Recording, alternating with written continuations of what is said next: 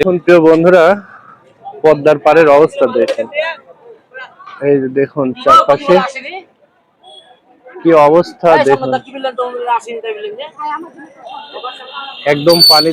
আপনাদের আজকে পদ্মার গর্জন দেখাবো, চলুন যে আজকে আপনাদের দেখাবো কি পরিমাণে পানি হয়েছে আর কি পরিমাণে স্রোত বইছে, সেটাই আজকে আপনাদের দেখাবো। চলেন, এই যে দেখেন আমি পদ্মার একদম পাড়ে এসে দাঁড়িয়ে আসছি।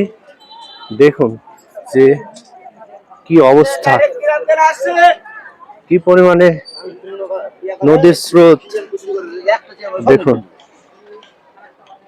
দেখুন চারপাশটাতে একদম একবারে অবস্থা খারাপ। মানুষজন কিন্তু কোথাও ঘোরার জায়গা পাচ্ছে না, তারা কি করবে, অবশেষে এই পাড়েই দাঁড়িয়ে বসে যে যেভাবে পারছে সেভাবে কিন্তু এই টাইম উপভোগ করছে। এবং আমরাও আসছি যে একটু ঘুরে ঘুরে।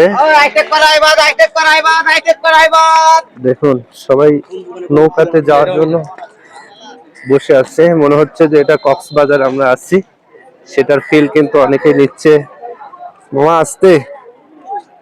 তো এই যে দেখুন যে কি পরিমাণে পানির স্রোত বইছে, আর এই যে পানি একদম আমার নিকটে দেখুন।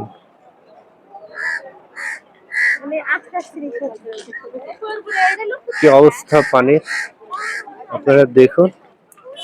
এদিকে পুলিশ সদস্যরা তারা কিন্তু সবসময় টহল দিচ্ছে যেন কেউ কোনো বিপদে না পড়ে। এটাই হলো পুলিশের স্পিড বোট। যদি কেউ ইমার্জেন্সি ভাবে কোনো সমস্যা পড়ে তাহলে পরে কিন্তু তারা সঙ্গে সঙ্গে উদ্ধারের জন্য প্রস্তুতি আছে। আর পানির স্রোত দেখুন যে কি পরিমাণে পানির স্রোত দেখুন। এই যে নৌকাগুলো ভেসে চলে যাচ্ছে, কোথায় যাচ্ছে কি দেখুন।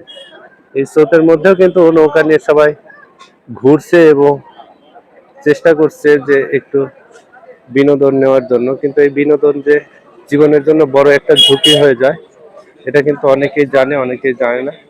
আর মানুষ কিন্তু চারপাশ থেকে তারা বসে বসে উপভোগ করছে এই পদ্মা নদীর সুন্দর ভিউ। আর আমার এই ঠিক এই পাশেই যে দেখতে পাচ্ছেন সবুজ গ্রামগুলো, এগুলো কিন্তু ইন্ডিয়ার মুর্শিদাবাদ আমরা জানি। যেখানে পুলিশ সদস্যরা আছে তারা স্পিড বোট নিয়ে সবসময় প্রস্তুত থাকে।